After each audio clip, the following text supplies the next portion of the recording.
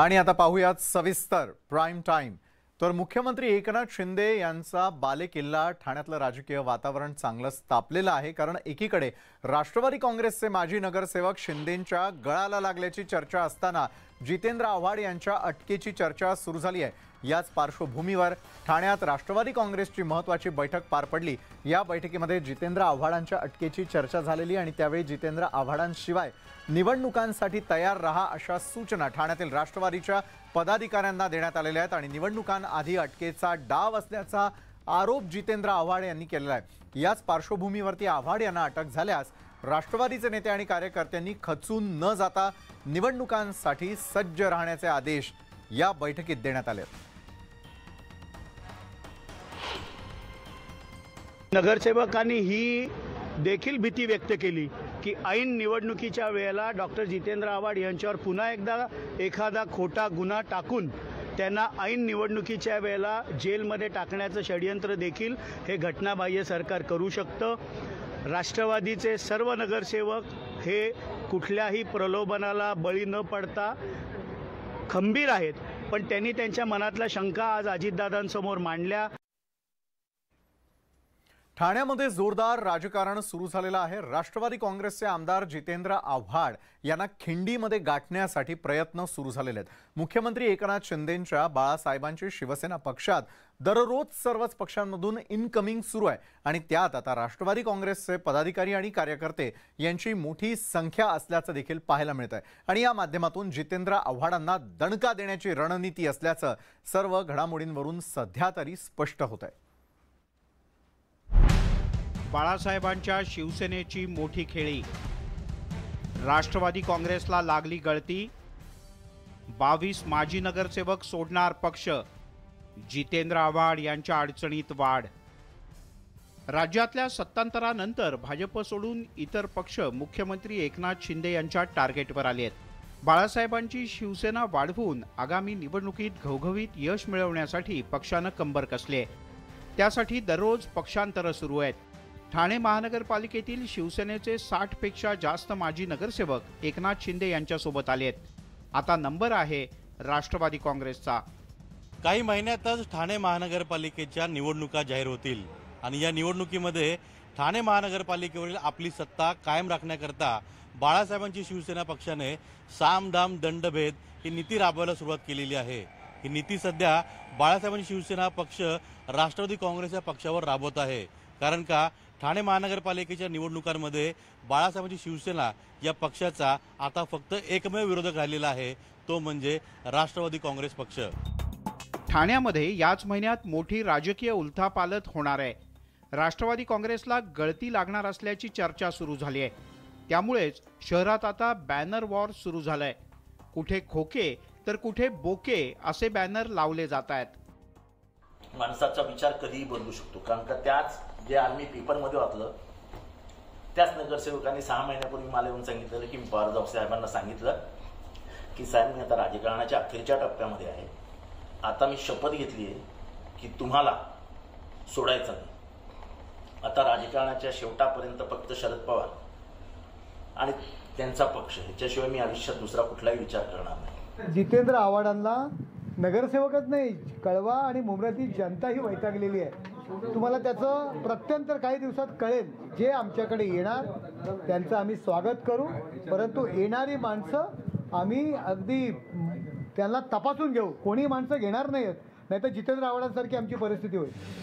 नरेश म्हस्के यांनी थेट जितेंद्र आव्हाड यांना जबाबदार धरलाय, तर राष्ट्रवादीचे माजी नगरसेवक पक्षात घेऊन बाळासाहेबांच्या शिवसेनेनं जितेंद्र आव्हाड यांना धोबी पछाड दिलाय।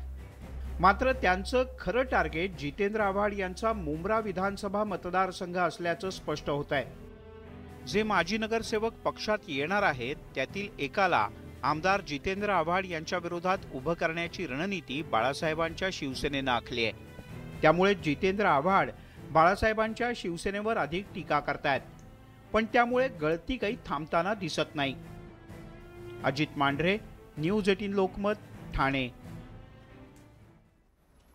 मुंबईमधल्या वरळी मतदारसंघातील नगरसेवक संतोष खरात यांनी बाळासाहेबांच्या शिवसेनेत प्रवेश केल्यामुळे आदित्य ठाकरे ॲक्शन मोडमध्ये आलेले आहेत। आदित्य ठाकरेंनी आज शिवसेना भवनात बैठक घेतली। वरळीतील विकास कामांना रोखण्याचा जाणून बुजून प्रयत्न होतोय का अशी शंका या बैठकीत उपस्थित करण्यात आलेली आहे। संतोष खरात हे शिंदेंच्या पक्षात गेल्यामुळे काहीही फरक पडणार नाही असा दावा सचिन अहिर यांनी केलेला आहे।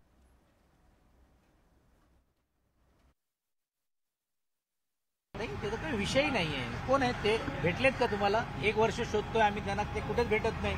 जनतेला भेटले, तुम्हाला भेटलेत का? दिसलेत का? कोणाला दिसत नाही। तर मला असं वाटतंय त्या अशा व्यक्तीला चर्चा करण्यात काय अर्थ नाहीये आणि त्यांना महत्त्व देण्याची पण यासाठी गरज नाही, कारण इकडे पक्ष महत्त्वाचा आहे। शिवसेना हा एकमेव पक्ष आणि विशेषतः वरळीमध्ये, कारण मी एका बाजूला प्रतिस्पर्धी म्हणून पण देखील काम करण्याचं काम केलेलं आहे। इकडे तुम्ही दगड जरी ठेवलं तरी लोक शेंदूर लावून त्यांना निवडून देण्याचं काम देखील करू शकतात। बाळासाहेबांच्या शिवसेनेची उद्या महत्त्वाची बैठक पार पडणार आहे। नंदनवन बंगल्यावरती सकाळी 11 वाजता ही बैठक होणार आहे आणि या बैठकीसाठी आमदार, जिल्हा प्रमुख आणि पदाधिकारी उपस्थित राहणार आहेत।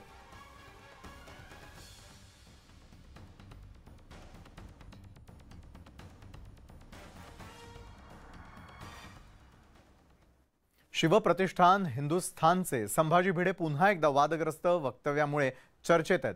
अरबी समुद्रामध्ये छत्रपती शिवाजी महाराजांचं स्मारक उभारण्याचा बेशरमपणा करू नका अशा शब्दात भिडे यांनी राज्य सरकारला सुनावलंय। शिवरायांची जयंती हिंदू पंचांगाच्या तिथीनुसार झाली पाहिजे असंही भिडे यांनी म्हटलं। जुन्नर इथे शिवप्रतिष्ठानच्या धारकऱ्यांच्या गटकोट मोहिमेच्या सांगता सभेत ते बोलत होते आणि यावेळी संभाजी भिडेंना अश्रू अनावर झाल्याचंही पाहायला मिळालं।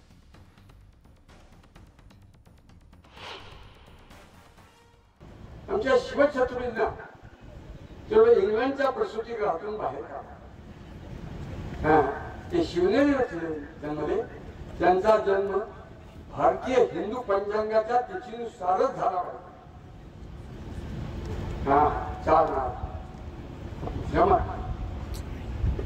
शिवछत्रपतींनी भारतीय पंचांगाप्रमाणे शिवशक सुरू केला।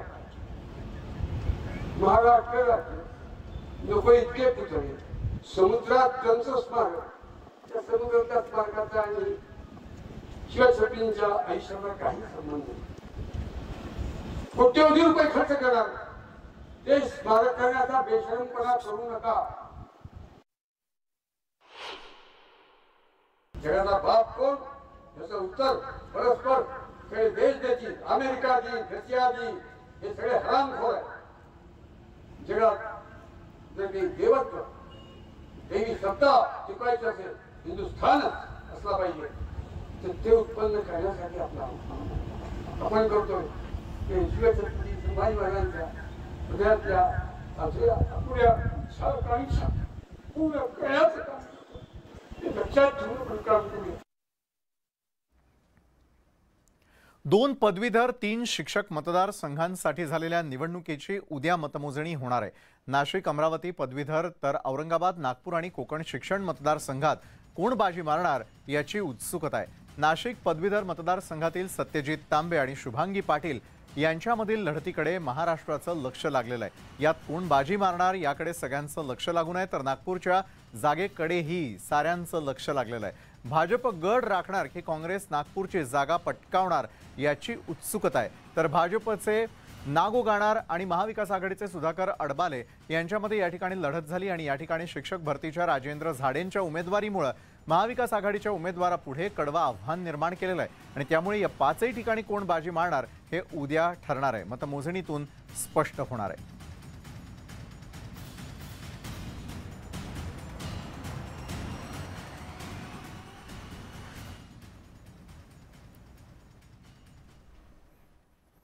पुण्यामध्ये कसबा विधानसभा पोटनिवडणुकीची लगबग सुरू झालेली आहे। 2 मिळून तब्बल 26 अर्जांची विक्री झालेली आहे, तर सर्वच पक्ष हे पोटनिवडणुकीच्या रिंगणामध्ये उतरण्याच्या तयारीत आहे आणि त्यामुळे बिनविरोध निवडणुकीची शक्यता जवळपास मावळली आहे। पाहूयात या संदर्भातला आमचा हा विशेष रिपोर्ट।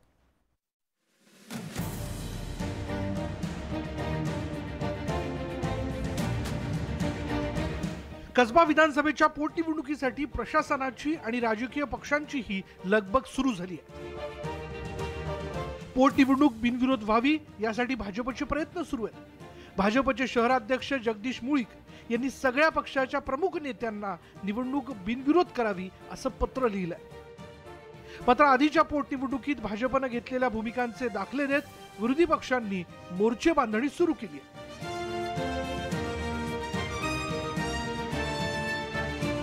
शिवसेनेच्या उमेदवाराच्या विरोधात आपला उमेदवार दिला नाही. तसेच काँग्रेसचे राज्यसभेतील खासदार राजीव सातव यांच्या निधनानंतर झालेल्या पोटनिवडणुकीमध्ये भाजपने उमेदवार दिला नाही. ही परंपरा कायम राखीत कसबा विधानसभा मतदारसंघाची निवडणूक बिनविरोध करावी. भाजपला वगळून मोर्चे बांधणीसाठी सर्वच पक्षांचे प्रयत्न सुरू आहेत. मात्र महाविकास आघाडी एक उमेदवार देणार की वेगवेगळे लढणार हे अजून स्पष्ट झालेलं नाही. ह्या वेळेला जर मला पक्षाने उमेदवारी दिली तर महाविकास आघाडीची मोठी ताकद आहे आणि या ताकदीच्या जीवावर 100% विजय निश्चित करतील सगळे मतदार. पोटनिवडणुकीसाठी सर्वच पक्षांमध्ये इच्छुकांची भाऊगर्दी झाली आहे. काँग्रेसमध्ये तर तब्बल 16 जणांनी मुलाखती दिल्या. आघाडीच्या जागा वाटपात ही जागा काँग्रेसच्या वाटेला असल्यानं त्यांचा दावा मजबूत मानला जातोय. मात्र राष्ट्रवादी काँग्रेसनंही जोरदार तयारी सुरू केली आहे. एकंदरीतच राजकीय रस्सीखेच पाहता निवडणूक बिनविरोध होण्याची शक्यता जवळपास संपली आहे. व्हिडिओ जर्नलिस्ट गणेश कदमसह वैभव सोनवणे, न्यूज 18 लोकमत, पुणे. नाशिकमधील अवैध गौण खनिज उत्खननाप्रकरणी न्यूज 18 लोकमतच्या बातमीचा मोठा दणका दिसून आलेला आहे आणि न्यूज 18 लोकमत याबाबतची बातमी त्यांनी दाखवल्यानंतर महसूल विभागानं याची गंभीर दखल घेतलेली आणि विशेष म्हणजे नाशिकमधील या अवैध गौण खनिज उत्खनना प्रकरणाची चौकशी करण्यासाठी अहमदनगरमधील महसूल विभागाचे अधिकारी नाशिकमध्ये दाखल झालेले असून त्यांनी चौकशीला सुरुवात केली आहे. नाशिक जिल्हा प्रशासनाला न कळवताच नगर रचना महसूल अधिकारी अचानकपणे त्या ठिकाणी नाशिकच्या सारूळ परिसरात धडकले. महसूल विभागाचे बडे अधिकारी अचानकपणे धडकल्यानं नाशिक जिल्हा प्रशासनाची मात्र धावपळ उडालेली आहे. खाण माफियांना अर्थपूर्ण संबंधातून पाठीशी घालणाऱ्या नाशिक जिल्हा प्रशासनातील अधिकाऱ्यांवर कारवाईची टांगती तलवार आहे. पुढील 2 ते 3 दिवस अवैध उत्खननाचा मोजमाप चालण्याची शक्यता आहे. त्यानंतर वळणार आहोत पुढच्या बातमीकडे. माथाडी कामगारांनी आपला संप मागे घेतलेला असून उद्यापासून माथाडी कामगार आपल्या कामाच्या ठिकाणी कार्यरत राहणार आहेत. सरकार स्थापन झाल्यापासून माथाडी कामगारांची एक बैठक व्हावी अशी आमची मागणी होती आणि या संदर्भात लवकरच बैठक घेण्याचं राज्य सरकारनं आश्वासन दिल्यानंतर हा संप मागे घेण्यात आलेला आहे. लवकरात लवकर माथाडी कामगारांची एक व्यवस्थितपणे बैठक, अधिकृतपणे बैठक जी राज्याचे उपमुख्यमंत्री, कामगार मंत्री आणि उद्योग मंत्री उदयजी सामंत साहेब या 4ही मंत्र्यांच्या संयुक्त बैठकीच्या माध्यमातून माथाडी कामगारांचे भवितव्याचे पडून असलेले प्रश्न हे मार्गीस लावण्यासाठी त्यांनी आज या ठिकाणी आम्हाला आश्वासन दिलं. दरवर्षी अर्थसंकल्पाकडे चातकाप्रमाणे वाट पाहणाऱ्या मध्यमवर्गीय आणि सर्वसामान्य नोकरदार वर्गाला अखेर मोठा दिलासा मिळालेला आहे. आता 7 लाखांपर्यंत उत्पन्न हे करमुक्त असणार आहे तर लाखांपर्यंतचं कर हे जे आहे ते माफ असणार आहे. तर दुसरीकडे अर्थमंत्र्यांनी महिला वर्गासाठी एक खास योजना जाहीर केलेली आहे. महिला सन्मान बचत पत्र असं या बचत योजनेचं नाव ठेवण्यात आलेलं आहे. अर्थसंकल्पातून 1 कोटी शेतकऱ्यांना पुढील 3 वर्षांसाठी नैसर्गिक शेती करण्यासाठी मदत केली जाईल अशी घोषणा अर्थमंत्री निर्मला सीतारामन यांनी केलेली आहे आणि यासाठी 10,000 बायो इनपुट रिसोर्स सेंटर उघडले जाणार आहेत. 6 income slabs starting from 2.5 lakh. I propose to change the tax structure in this regime by reducing the number of slabs to 5 and increasing the tax exemption limit to 3 lakhs. The new tax rates are 0 to 3 lakh, nil. 3 to 6 lakhs, 5%. 6 to 9 lakhs, 10%. 9 to 12 lakh, 15%. 12 to 15 lakhs, 20%, and above 15 lakhs, 30%. This will provide major relief to all taxpayers in the new regime.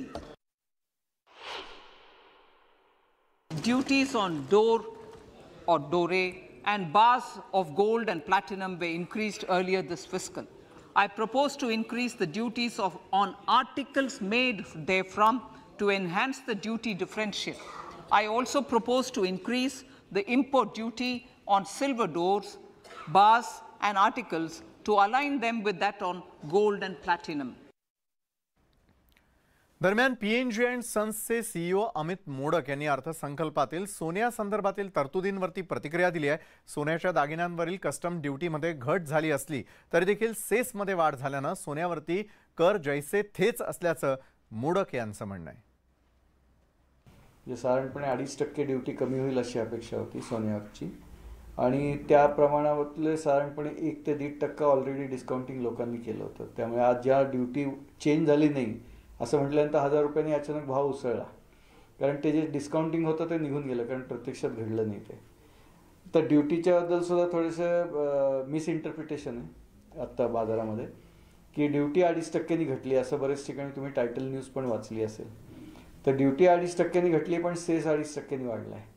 म्हणजे एकूणात 15%ला 15% ठेवलं आहे. पूर्वी 12.5% duty होती, 2.5% cess होता, 15% total होतं. आताही 12.5ची 10% duty केली आहे, 2.5चा 5% सेस केलं आहे. अर्थात त्याच्यामध्ये काही अर्थशास्त्र लपलेलं असू शकतं की जसं ड्युटीमध्ये स्टेटना शेअर द्यावा लागतो, सेस हा पूर्ण केंद्र सरकारकडे राहतो, त्यामुळे त्यांना जास्तीत जास्त पैसा केंद्राकडे यावा असं वाटत असेल, त्यामुळे त्यांनी ड्युटी कमी करून ते सेस वाढवला असेल जेणेकरून जास्तीत जास्त रक्कम केंद्र सरकारकडे राहू शकेल. आता ड्युटी घटणं अपेक्षित होतं आणि ती घटायला हवी होती, कारण की कॉस्ट जी आहे आज ती वर्ल्डमध्ये साधारणपणे जी कॉस्ट आहे सोन्याची आयातीत सोनं प्लस त्याच्यावरती लागणारी GST त्यातली हायएस्ट कॉस्ट इंडियामध्ये आज पडते. पंतप्रधान नरेंद्र मोदींनी अर्थसंकल्पाचं कौतुक केलेलं आहे. अर्थसंकल्पानंतर मोदींनी देशवासियांना भावनिक आवाहन केलं. सर्वांचं स्वप्न पूर्ण करणारा अर्थसंकल्प असल्याचं मोदी म्हणाले. सर्वसामान्य तसंच मध्यमवर्गीयांना दिलासा देणारं बजेट असल्याचं मोदींनी सांगितलं. मोदींनी नागरिकांना एक नवा अर्थसंकल्प तुमच्या समोर आहे, नवा संकल्प घेऊन वाटचाल करूयात असं आवाहनही मोदींनी जनतेला केलं. अमृत काल का ये पहला बजट विकसित भारत के विराट संकल्प को पूरा करने के लिए एक मजबूत नींव का निर्माण करेगा. ये बजट वंचितों को वरीयता देता है. ये बजट आज की एस्पिरेशनल सोसाइटी, गांव, गरीब, किसान, मध्यम वर्ग सभी के सपनों को पूरा करेगा. मैं वित्त मंत्री निर्मला जी और उनकी टीम को इस ऐतिहासिक बजट के लिए बधाई देता हूं. उपमुख्यमंत्री देवेंद्र फडणवीस यांनी शरद पवार यांचं नाव न घेता टीका केलेली आहे. जे स्वतःला सहकाराचे जनक समजत होते त्यांनी गेल्या 20 वर्षात साखर कारखान्यांसाठी जे केलं नाही ते नरेंद्र मोदी आणि अमित शहा यांनी केल्याचं फडणवीस यांनी म्हटलं. सहकारी साखर कारखान्यांना 2016-17 पूर्वी शेतकऱ्यांना दिलेली जादाची रक्कम इन्कम टॅक्ससाठी खर्च म्हणून ग्राह्य मानली जाणार आहे आणि त्यामुळे देशातील साखर कारखान्यांना आयकर रूपामध्ये जे 10,000 कोटी द्यावे लागणार होते ते संकट टळलेलं आहे. अर्थमंत्री निर्मला सीतारामन यांनी या संदर्भातली घोषणा केली.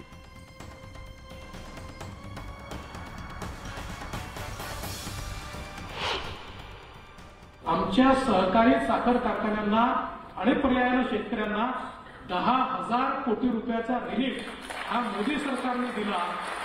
20 वर्ष जे लोक सहकार सम्राट होते किंवा सहकाराचे जे स्वतःला फार मोठे जनक समजायचे असे लोकही जे करू शकले नाही ते मोदीजींनी आणि अमितभाई शाह यांनी करून दाखवलं. सीएनजीच्या दरामध्ये 2.5 रुपयांनी कपात करण्यात आलेली आणि यामुळे सीएनजी वाहन चालकांना मोठा दिलासा मिळालाय. मात्र याबाबत मुंबईकरांच्या संमिश्र प्रतिक्रिया मिळालेल्या आहेत. गेल्या वर्षभरामध्ये सीएनजीचे दर ज्या वेगाने वाढलेले आहेत त्या तुलनेत 2.5 रुपयांचा दिलासा कमी आहे असं काही जणांचं म्हणणं आहे, तर काहींना हेही नसे थोडके असं वाटतंय. काल मध्यरात्रीपासून सीएनजीचे दर कमी झालेले आहेत आणि विशेषतः मुंबईतली जी सार्वजनिक वाहतूक व्यवस्था आहे म्हणजे टॅक्सीज आणि ऑटो रिक्षा हे बहुतेक सीएनजीवर आहेत. त्यामुळे त्या वर्गाला एक मोठा दिलासा मिळालेला आहे. आपण पाहतो आहोत की सीएनजीचे दर हे कालपर्यंत 89 रुपये 50 पैसे होते. आता मात्र हे दर 87 रुपये झालेले आहेत आणि त्यामुळं कुठं ना कुठं 2.5 रुपयांची जी घट या दरांमध्ये झाली आहे त्याचा एक खूप चांगला परिणाम जो आहे तो दिसून येतो आहे. आनंद झालेला आहे जे सार्वजनिक वाहतूक करणारी लोक आहेत. सीएनजीचे दर कमी झाले. आता थोड्या वेळापूर्वी तुम्ही सीएनजी भरलाय, काय तुमची प्रतिक्रिया आहे? आता माहीत पडलं मला, काय मी सांगू आता. बरं आहे ना, तो कमी झाला तर चांगलं व्हायचं. किती फरक पडेल? 2.5 रुपये लिटर मागे जर कमी होत आहे तर चांगला बळी बरं पडणार ना. ते काय ते लांब गेला ना ते परत आला खाली, काय फायदा नाही. ते 90 रुपये होते ते फायदा नाही. ते बरं झालं, चांगलं आहे. टॅक्सीचे जे दर आहेत ते ठरलेले असतात, ऑटो रिक्षाचं जे मीटर आहे ते ठरलेलं असतं आणि त्यामुळं जसं जसं दर वाढत जातात खरं तर तसं तिकीट सुद्धा वाढत जातं. आणि आता आपण पाहतोय की ही दुपारची वेळ आहे आता आणि त्यामुळं या ठिकाणी टॅक्सी ज्या आहेत त्या मोठ्या संख्येनं या ठिकाणी येताना दिसत आहेत. सार्वजनिक वाहतूक व्यवस्था हा मुंबईकरांच्या जीवनाचा अविभाज्य अंग आहे आणि त्यात जर सीएनजीचे दर कमी झालेले असतील तर त्याचा एक चांगला परिणाम हा ग्राहकांवर, वाहतुकीवर सुद्धा होणार आहे. व्हिडिओ जर्नलिस्ट प्रवीण शेट्टीसह प्रणाली कापसे, न्यूज 18 लोकमत, मुंबई. तर या होत्या आज संपूर्ण दिवसभरात आतापर्यंत घडलेल्या अतिशय महत्त्वाच्या अशा प्राईम घडामोडी ज्या आपण प्राईम टाईमच्या माध्यमातून पाहिल्या. तर आजच्या प्राईम टाईममध्ये वेळ झाली इथं थांबण्याची. ताज्या घडामोडींसाठी पाहायला विसरू नका न्यूज 18 लोकमत.